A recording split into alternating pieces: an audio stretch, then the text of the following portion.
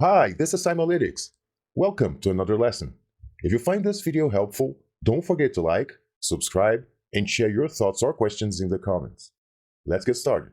In this video, I'm going to show you how to enable Power Pivot in Excel. Like I said before, Power Pivot is only available for newer versions of Excel. So if your Excel version is prior to 2016, maybe you won't have easy access to it. So make sure your Excel version is above Excel 2016. It's very easy. You just go to the File option, then down below you go to Options, then Add-ins, Manage, and then you'll select COM Add-ins, Manage COM Add-ins, Go, and then you just select Microsoft Power Pivot for Excel. Click OK, and then your Power Pivot tab should be available. In case it is not, maybe you will have to reinitialize your Excel. Just close it off, and then pull Excel up again, and you should be good to go. So stay tuned,